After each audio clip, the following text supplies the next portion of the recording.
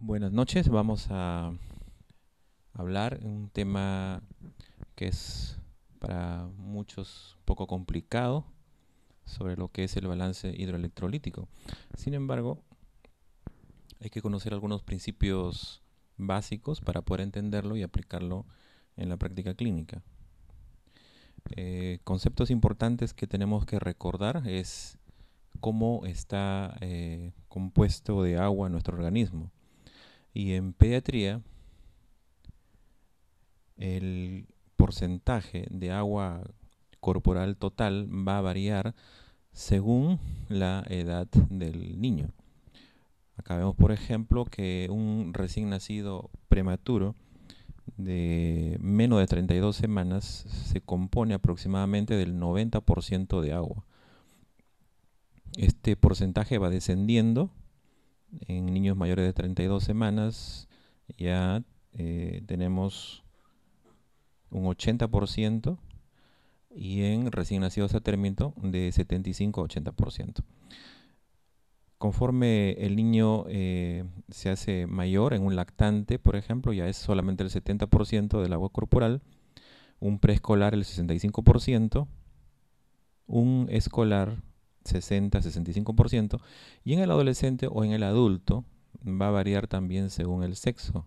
En la mujer más o menos constituye el 55% del agua corporal del peso, y en el hombre el 60%.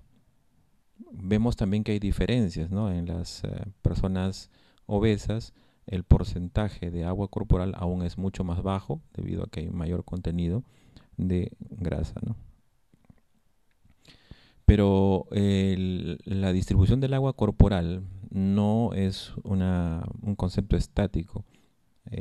Va cambiando, como ustedes ven aquí en esta línea horizontal es el porcentaje de peso corporal, y en esta línea horizontal tenemos las edades del niño. En verde tenemos el agua corporal total, y como vemos en la figura, esta agua corporal total va descendiendo progresivamente, ¿no? Hasta llegar aproximadamente al 60%, que es el agua corporal del adulto, ¿no? A los 10 a 16 años aproximadamente. Por otro lado, vemos acá en la línea roja es el líquido extracelular. Al nacer vemos que esta supera el 40%, pero con el paso de los meses y de los años vemos que esta curva va descendiendo, ¿no? Hasta ubicarse en aproximadamente 20% en el niño escolar o en el adulto. Y lo que está en la línea amarilla es el líquido intracelular. Vemos que aproximadamente 35% al nacimiento, y sus variaciones sí son mucho más o menos intensas, ya que de 35% al nacimiento las oscilaciones que tiene son pequeñas y va a llegar al 40% más o menos en el escolar o en el adulto, ¿no? Entonces estos son conceptos básicos que tenemos que recordar. Aquí lo vemos un poco más detalladamente. El agua corporal total, nuevamente, ya hablamos de un niño escolar o adolescente, es el 60% del peso de la persona. Y vemos cómo este agua corporal total tiene dos compartimentos, que es el agua extracelular o líquido extracelular, y el agua intracelular o líquido intracelular también. Los porcentajes van de 38 a 45% en el agua extracelular, vamos a decir en promedio 40%, y el agua intracelular va de 55 a 62%, digamos un promedio 60%. El agua extracelular, a su vez, tiene otros subcompartimentos, y vemos acá que uno de los subcompartimentos más importantes es el agua intersticial, que va a corresponder aproximadamente a un 35% del porcentaje, un 7% le corresponde al plasma y un 2% al agua transcelular. Digamos que el agua extracelular, para hacerlo un poquito más sencillo, tiene dos compartimentos los más importantes, que es el agua intersticial y el plasma. Como vamos a ver, también hay una dinamia, ¿no?, de los líquidos en estos subcompartimentos también. Pero no solamente agua, ¿no?, tienen estos compartimentos, también presentan electrolitos. Y los electrolitos van a abundar algunos en unos compartimentos, como por ejemplo el sodio. El sodio tiene una concentración de 140 mil equivalentes por litro en el plasma, ¿no?, y en el líquido intersticial. Tiene una concentración bastante alta. Si lo comparamos con el líquido intracelular, miren ustedes, solamente tiene 10 mil equivalentes, ¿no? Tiene casi 14 veces más de sodio en el plasma y en el intersticio. Ambos forman parte del líquido extracelular en lo que se refiere al intracelular.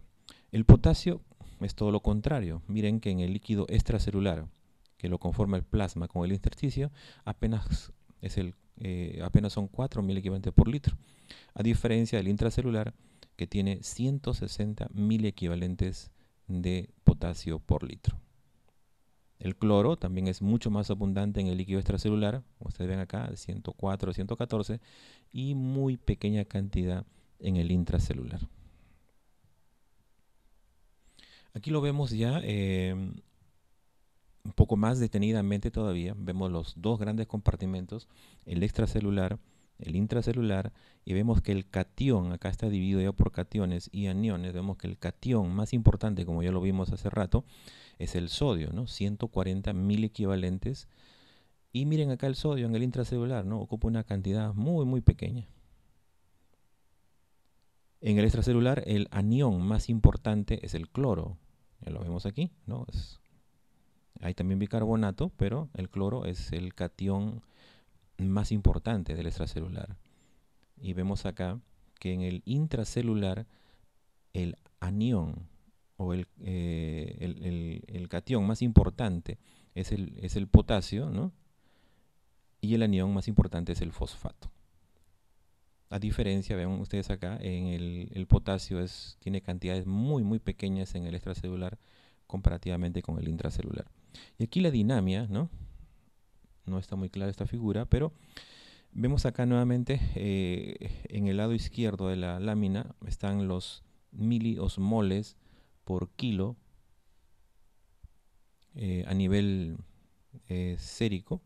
Eso es lo que tiene normalmente la concentración osmolar a nivel sérico. Y vemos como en el líquido extracelular están los dos compartimentos, el plasma, el líquido intersticial, nuevamente el sodio como el catión más importante y el cloro como el anión más importante del plasma. Igual ocurre con el líquido intersticial, ¿no? Son los más importantes, a diferencia del líquido intracelular, en la que el potasio es el catión más importante y los fosfatos el anión más abundante del líquido intracelular. Y acá vemos cómo hay una dinámica entre lo que es el plasma y el líquido intersticial, ¿no? El agua y los electrolitos tienen que estar en equilibrio, ¿no? Y lo vamos a ver más adelante para entender bien este aspecto.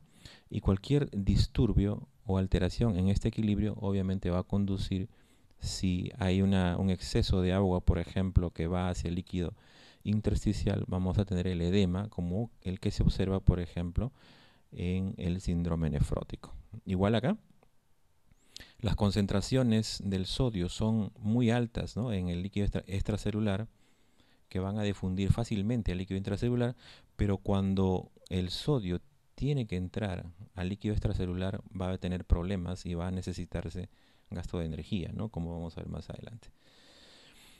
La osmolaridad es otro aspecto que tenemos que saber siempre cuando estamos hablando del balance hidroelectrolítico.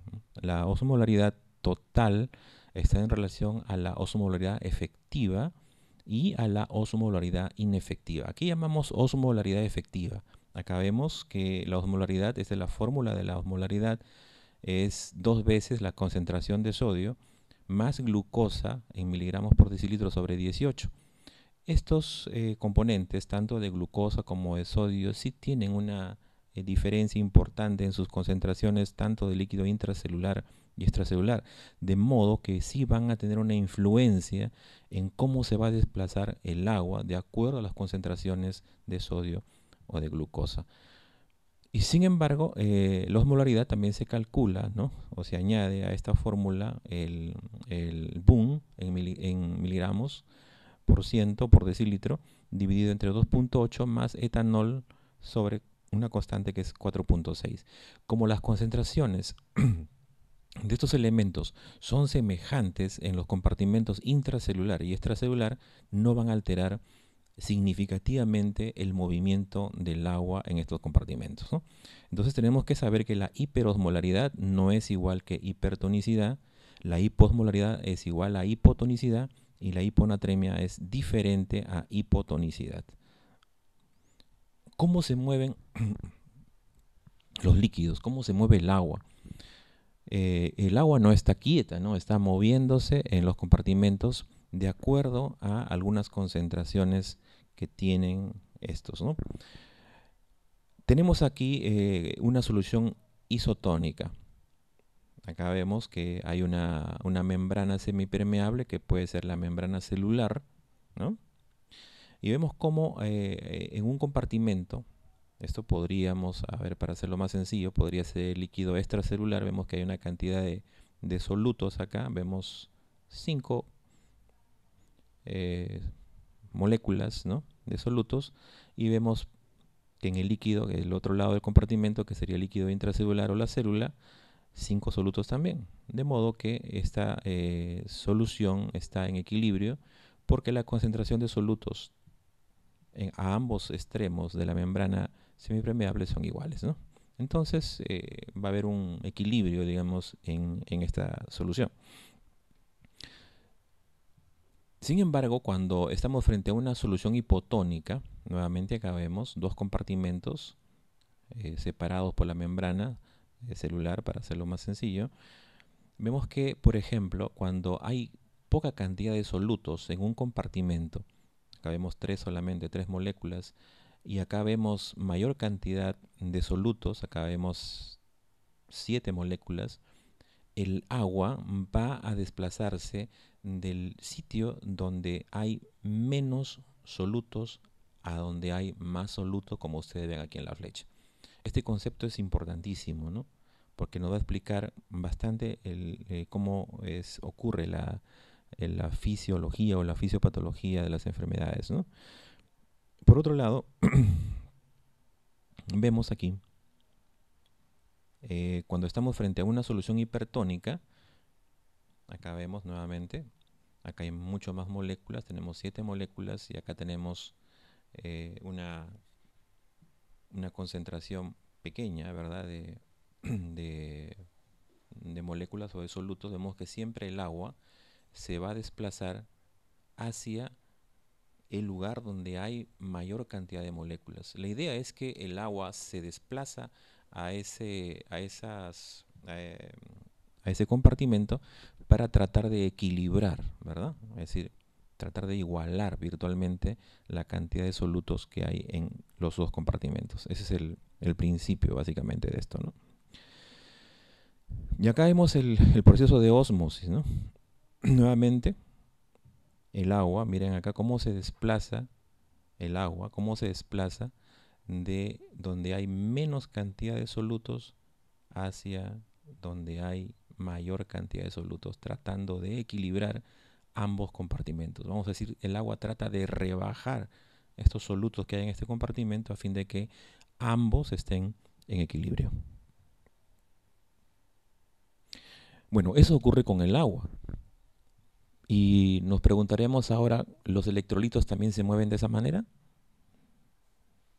La respuesta es que no es tan así como en el agua, ¿no?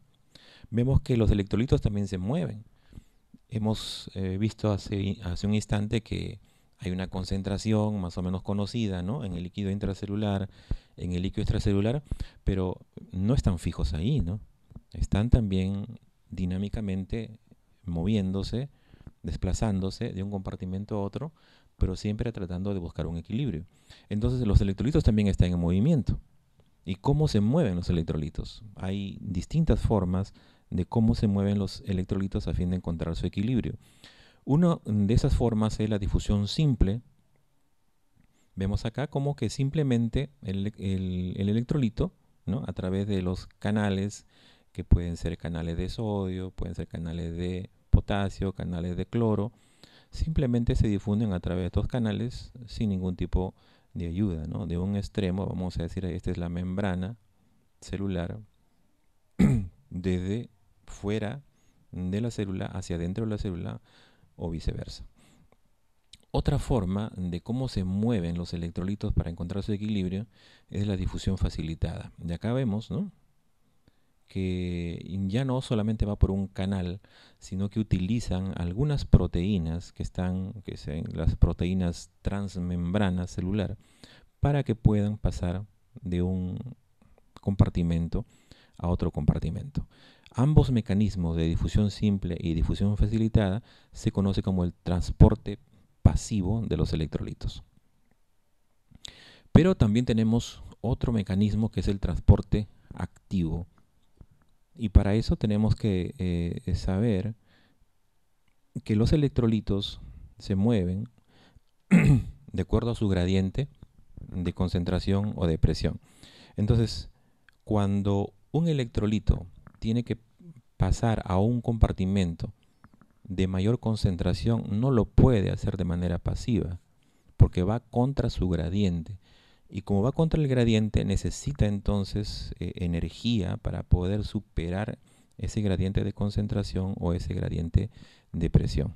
Es como que quisiéramos nadar, vamos a decir, contra la corriente. No lo podemos hacer, ¿verdad? Necesitamos una lancha con motor, ¿no?, para poder pasar contra la corriente. En este caso es contra la gradiente.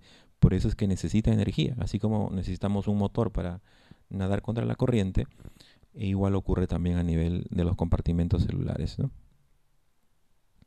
La difusión, vemos nuevamente aquí, esto no es agua, a veces podemos confundir esto.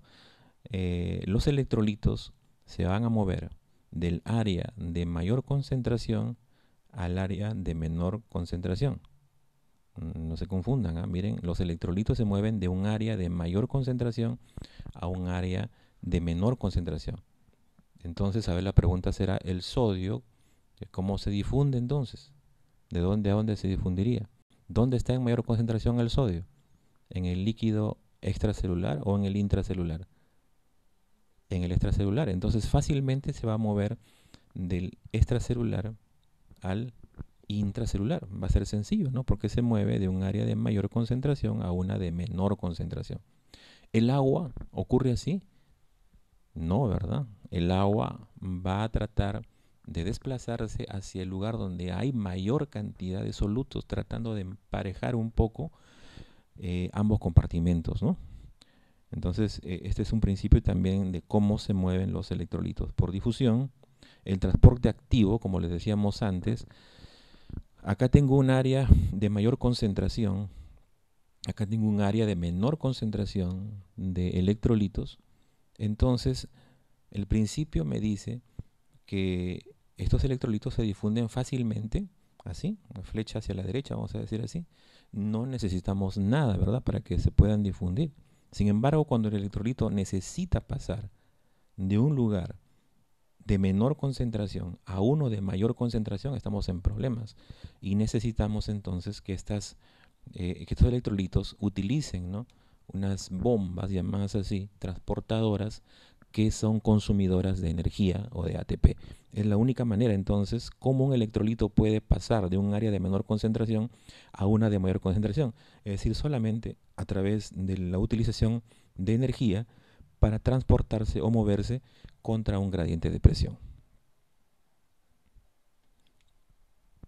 También el agua y los electrolitos se mueven debido a las presiones hidrostáticas que hay a nivel de los capilares, ¿no?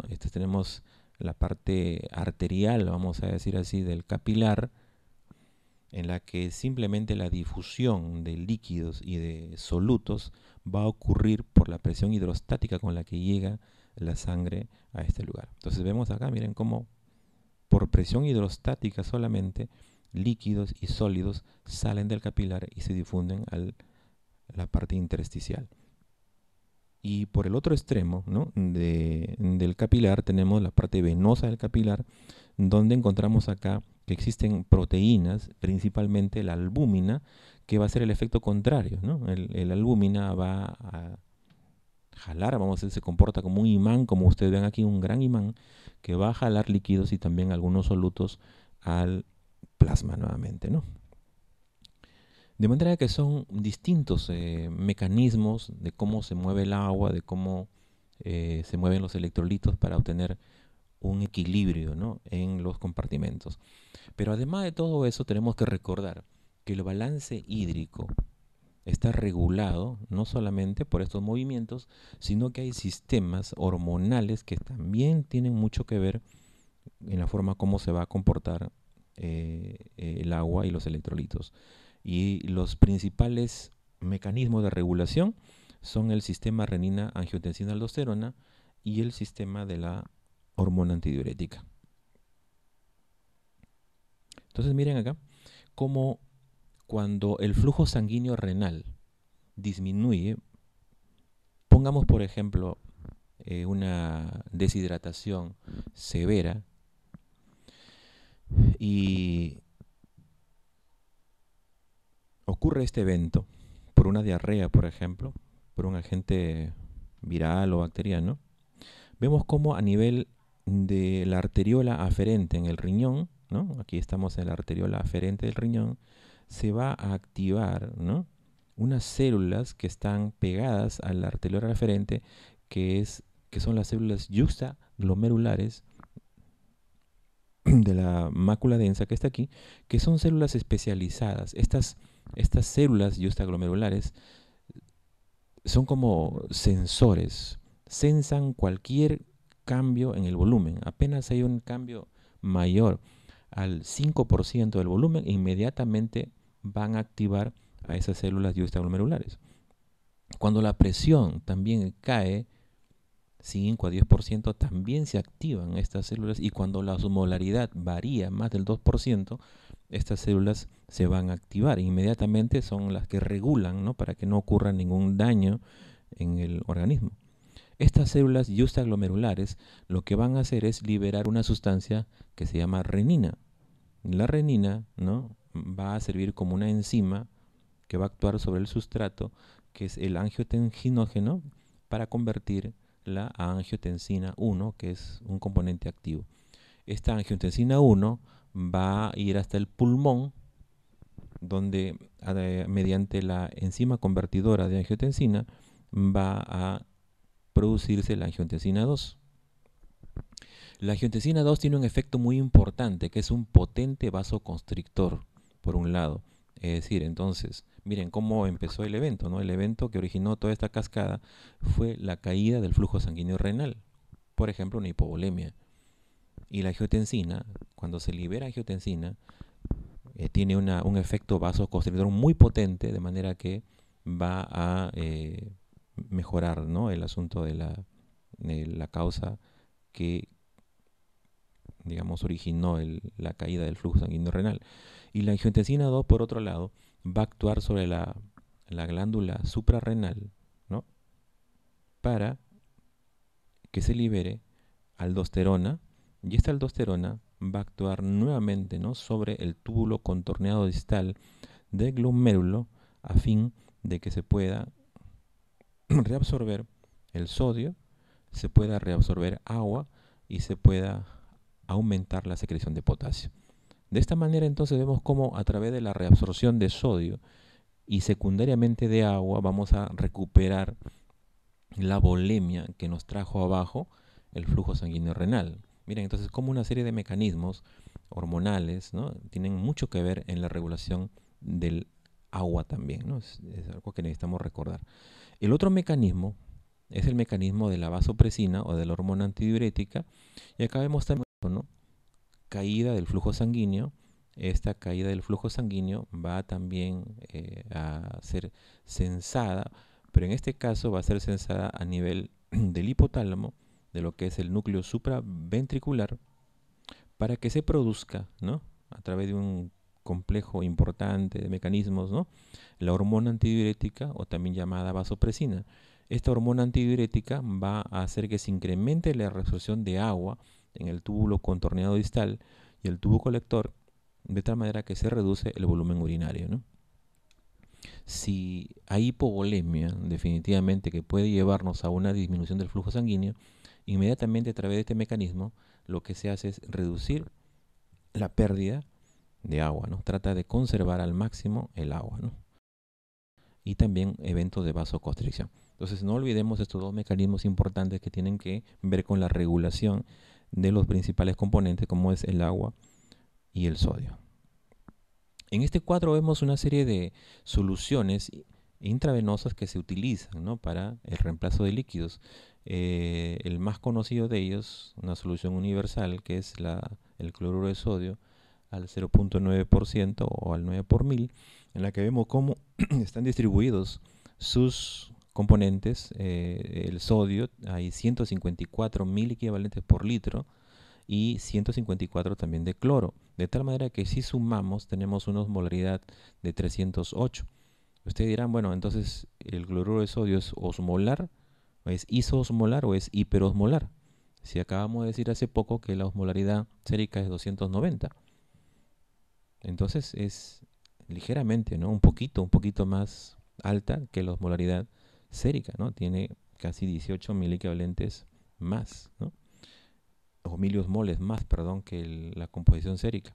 Y acá vemos otros componentes más, y los que más se usan acá tenemos la glucosa al 5%, a la que se añade electrolitos, que vemos que su osmolaridad es 277 miliosmoles por litro. Es necesario que recuerden también acá otras soluciones, como la solución de lactato Ringer, por ejemplo. Miren que su osmolaridad es un poco baja, y hay soluciones también francamente hipertónicas, como por ejemplo el cloruro de sodio al 0.3 en glucosa al 5%, que llega casi a 400 miliosmoles por litro, ¿no? Entonces vamos a tener que escoger estas soluciones según cómo valoremos el estado osmolar de nuestro niño. Aquí, para comparar la tonicidad de los líquidos, cuando estamos ante un componente isotónico, acá tenemos al líquido intracelular, que es la célula, y el líquido extracelular. Cuando los componentes son isotónicos, entonces hay un equilibrio, ¿verdad?, en el agua. Pero cuando el componente es hipertónico, a nivel del líquido extracelular, acá es hipertónico. Recordemos cómo se desplaza el agua. ¿De dónde se desplaza el agua? De menor concentración de solutos a mayor concentración de solutos, ¿verdad? Entonces, si en el líquido extracelular está hipertónico, va a salir agua de la célula, ocasionando deshidratación celular, daño celular y sobre todo daño neuronal, ¿no? Y por el contrario, cuando el líquido extracelular está hipotónico respecto al intracelular, entonces se va a desplazar agua del líquido extracelular hacia la célula. ¿Y qué va a originar esto? Si sale agua del líquido extracelular hacia la célula, ¿qué ocasionará? Una disminución, ¿verdad?, de la volemia, y puede llevar al shock. Por eso es que las diarreas, en las diarreas con trastornos del sodio, ¿no?, con hiponatremia, vamos a decir así, que van a disminuir, ¿no?, la tonicidad del líquido extracelular, son niños más propensos al shock y son los que presentan los signos clásicos del deshidratado que siempre nos han enseñado, ¿no? Es decir, lengua seca, ojos hundidos, signo del pliegue, ¿no?, llenado capilar lentísimo, etcétera, ¿no? Eso ocurre principalmente cuando tenemos una situación de hipotonicidad en el líquido extracelular. También es necesario recordar que cuando utilizamos las soluciones que hemos mencionado antes, ¿a dónde queremos llegar o actuar con estos líquidos? Por ejemplo, tenemos que cuando usamos coloides, principalmente vamos a trabajar en este espacio, en este compartimento que es el plasma. Si usamos cristaloides, ¿no?, que son isotónicos, vamos a tratar de mejorar o vamos a regular lo que es el líquido plasmático, pero también el intersticial. Cuando usamos cristaloides hipertónicos, ¿no? Vamos a ver que podemos también actuar en el intracelular para que ingrese un poco de agua, ¿no? Y podamos al intersticial. Y cuando usamos la dextrosa al 5%, en realidad estamos regulando virtualmente todos los compartimentos. El balance de líquidos tiene que ver lógicamente con lo que ingresa y con lo que egresa, ¿no? Hay ingresos más o menos fijos, hay ingresos que son variables, y acá debemos recordar, ¿no? Algunos valores. Lamentablemente en pediatría es necesario conocer algunas cifras, algunos datos para hacer un buen balance hídrico. Y vemos aquí que los ingresos aproximados están acá entre 100 a 130 en los lactantes, mililitros por kilo por día. Lo bueno de estos ingresos por vía oral es que pueden ser medidos cuando hacemos un balance, ¿verdad? Si es por ejemplo, una sala de rehidratación o, en fin, ¿no? Igual podemos medir también en niños mayores. En niños mayores, aquí el cálculo de los ingresos se hace por metro cuadrado de superficie corporal por día, ¿no? Y acá tenemos un componente que es el agua de oxidación, 10 a 12 mililitros por kilo por día en lactantes y 200 mililitros por metro cuadrado de superficie corporal por día en niños mayores. Cuando hablamos de niños mayores, hablamos de niños mayores de 2 años o con un peso mayor de 12 kilos. Recordemos estos datos, no se olviden que la vía oral, no necesitamos recordar estos datos de vía oral, porque cuando hacemos un balance tenemos que medir lo que ingresa por vía oral. Puede ser por leche, puede ser por alimentos, o directamente por boca, o por sonda nasogástrica, etc., ¿no? El agua de oxidación o el agua metabólica, sí necesitamos conocer estos valores para hacer un balance hídrico adecuado. Los egresos, tenemos acá egresos que son medibles. Podemos medir, por ejemplo, la orina, podemos medir la cantidad de heces. Igual, por mililitro kilo día o por metro cuadrado de superficie corporal por día. Pero lo que sí tenemos que recordar son las pérdidas insensibles, que como vemos aquí, en niños menores de 2 años o menos de 12 kilos es 45 mililitros por kilo por día. Y en niños mayores de esta edad o mayores de 12 kilos es 600 mililitros por metro cuadrado de superficie corporal por día. También es necesario que recordemos que la temperatura corporal ambiental pueden aumentar significativamente las pérdidas insensibles. La fiebre, por ejemplo, aumenta 12% las pérdidas insensibles por cada grado centígrado adicional de aumento de la temperatura por encima de lo normal. Es decir, 38, 39, 40 grados nos va a representar ya una pérdida de agua, ¿no?, a través de los mecanismos insensibles y que tenemos que considerar para el balance. También la temperatura ambiental, cuando ésta excede los 30.5 grados, las pérdidas que ocurren por sudoración pueden llevarnos incluso hasta 30 mililitros por kilo por día por cada grado centígrado que supere esta temperatura, ¿no? Entonces, todas estas consideraciones tenemos también que tomar en cuenta para hacer el balance. Los egresos, ¿no?, como vimos anteriormente, en los egresos tenemos que recordar que es 45 a 80 mililitros por kilo en 24 horas y 800 mililitros por metro cuadrado en 24 horas. Esos son los datos, porque la orina y los heces son datos que podemos recoger directamente.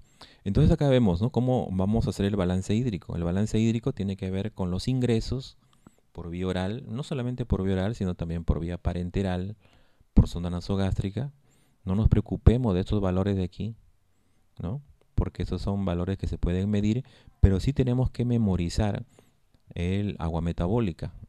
Miren, en lactantes, 10, vamos a decir 10 mejor acá, 10 mililitros por kilo por día, un dato más fácil de recordar, y 200 por metro cuadrado, 200 mililitros por metro cuadrado por día, ¿no?, en niños mayores. Y en los egresos no nos preocupemos por la cantidad de orina o de heces porque también son medibles, no tenemos que memorizar nada, pero sí tenemos que recordar las pérdidas insensibles, ¿no?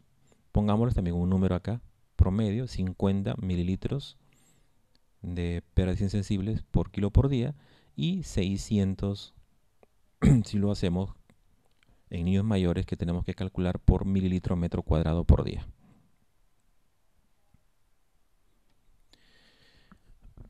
Otro concepto que tenemos que recordar también para hacer el balance son los requerimientos normales de líquidos. Y podemos hacer el cálculo del requerimiento por varias formas. Una de ellas es por el peso corporal.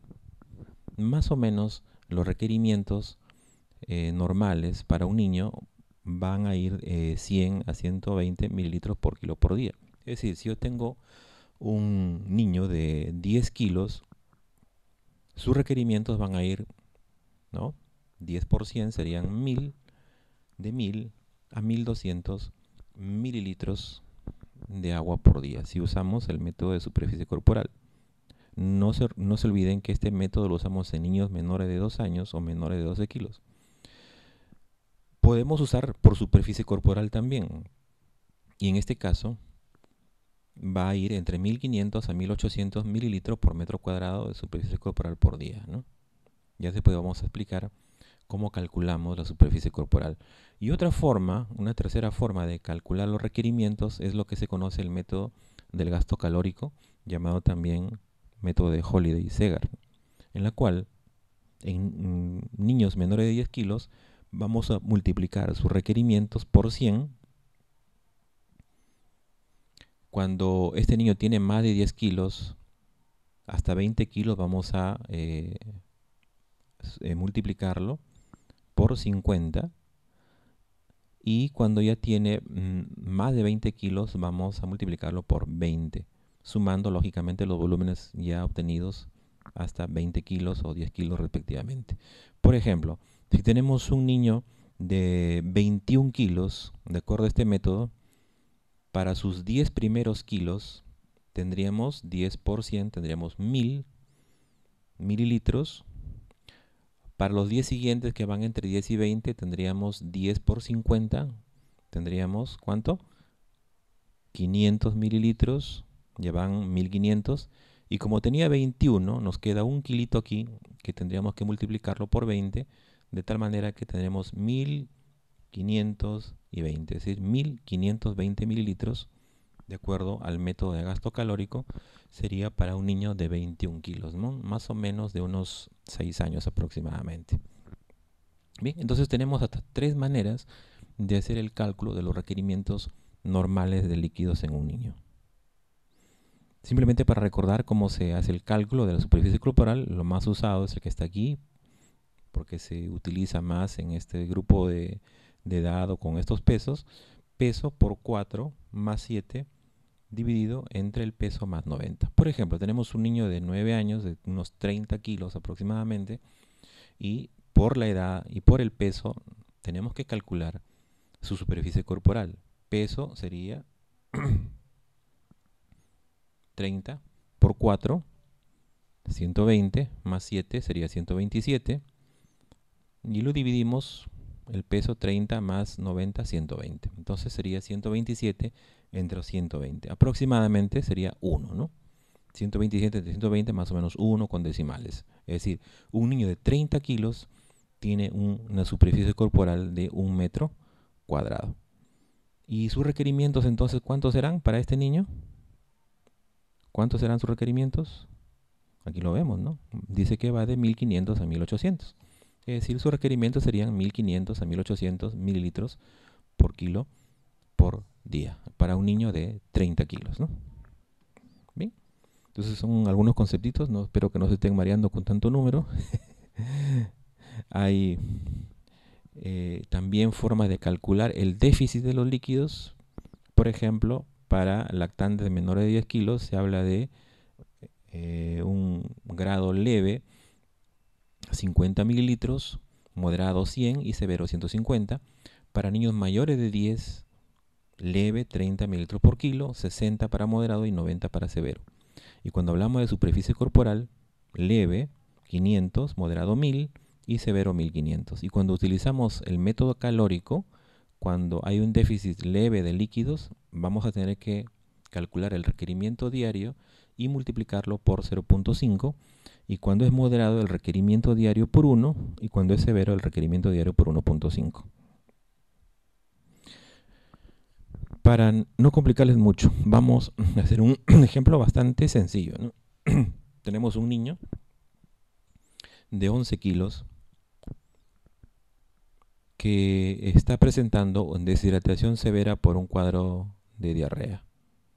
En 24 horas este niño se le ha atendido en la emergencia, el primer día, y bueno, llegó un deshidratado severo, entonces se le puso solución polielectrolítica. Ustedes saben que se coloca aproximadamente 100 mililitros por kilo, ¿no? en la severa, hasta 150, incluso decía la lámina anterior. De modo que en las primeras 24 horas se le colocó 1100 mililitros de solución polielectrolítica. Y luego ya se le pasó a una terapia de mantenimiento con destroza y con electrolitos y recibió 500 mililitros. Este niño fue mejorando progresivamente en el curso de las primeras 24 horas, de modo que también durante este tiempo ya nos llegó a tomar incluso por vía oral, suero oral, 500 mililitros. Por otro lado, en este periodo ha defecado aproximadamente 300 mililitros en diarreas y ha orinado también 400 mililitros. La pregunta es cuál es el balance hídrico, ¿no? Y nos interesa incluso conocer siempre en todo niño, ¿no?, que está deshidratado, nos interesa saber su diuresis para saber si este niño está con algún riesgo o en franca insuficiencia renal aguda, ¿no?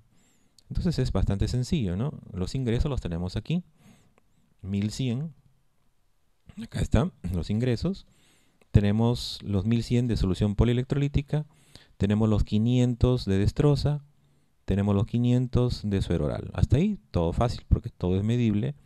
Y acá le he puesto 110. ¿Y qué serán esos 110? Es el agua metabólica, ¿verdad?, que tenemos que calcular. Dijimos que el agua metabólica era, ¿cuánto aproximadamente?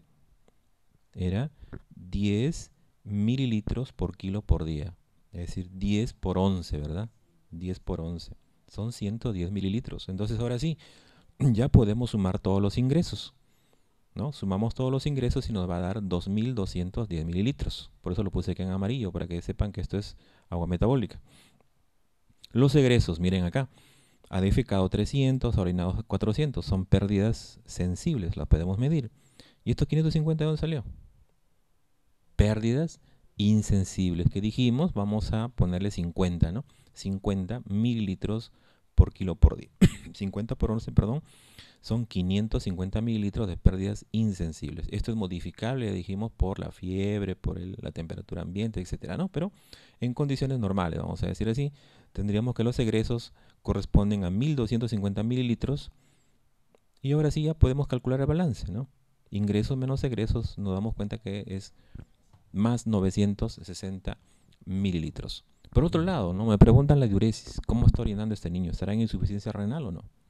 Sé que ha orinado 400 mililitros. El cálculo de la diuresis se hace en estos, números, ¿no? Se hace por mililitro, por kilo y por hora. Entonces, si ha orinado 400 mililitros en 24 horas, yo necesito hacer el cálculo por hora, porque así son las unidades que se expresa la diuresis. Entonces, para calcular por hora, si estos 400 mililitros fueron en un día, debo dividirlo entre 24. Pero me dice además que es por kilo. Este niño pesa 11 kilos. Estos 400 mililitros son para sus 11 kilos, pero yo quiero sacar por kilo, entonces tengo que dividirlo entre 11. Entonces ya tengo la diuresis, ¿no? Divido simplemente el volumen urinario entre 24 horas entre el peso y me sale 1.5 mililitros por kilo por hora, lo cual es bueno, es malo, es oliguria, es poliuria, es normal, ¿verdad? Oliguria se considera menos de 1, otros autores dicen menos de 0.5 mililitros por kilo por hora, y poliuria es más de 5 mililitros por kilo por hora, ¿no? Entonces está en un término normal. Esa sería pues una manera bastante sencilla de repente de hacer el balance hídrico. El balance hidroelectrolítico, obviamente, o el electrolítico es mucho más complejo, y vamos a dar solamente principios muy generales, ¿no? Cómo hacer el cálculo de los electrolitos para 24 horas, ¿no? Obviamente que el principio es bastante sencillo. ¿Cuánto necesita, ¿no?, de tal electrolito? ¿Cuál es el déficit con la que nos viene el niño? ¿Y cuánto es lo que está perdiendo, ¿no? Y calculamos entonces lo que necesitamos para 24 horas. Hablemos del sodio, por ejemplo, ¿no?, que es obviamente el electrolito más importante, el que más problemas nos puede ocasionar. ¿Cómo calcular el déficit de sodio? Tenemos que calcularlo restando el sodio ideal que se ha establecido, ¿no? 135 como el sodio ideal, menos el sodio real, multiplicado todo esto por el volumen de agua, ¿no?, del paciente. Entonces, por eso es que vemos aquí, ¿no? Calculamos el sodio ideal, 135, menos el real, podría ser 120, por ejemplo, si está en hiponatremia, ¿no? Esto lo multiplicamos por el agua corporal total, ¿no? Porque el peso y 0,6 no es más que el 60% que habíamos visto de líquido extracelular, ¿verdad? Para calcularlo. Y entonces, lo que vamos a hacer es, en este ejemplo, creo que es el ejemplo final, ¿cómo calcular el déficit de electrolitos? Tengo un niño de 9 kilos, por ejemplo, que está deshidratado en un 10% y tiene un déficit de 0.9 litros. ¿Cómo calculamos la pérdida de sodio?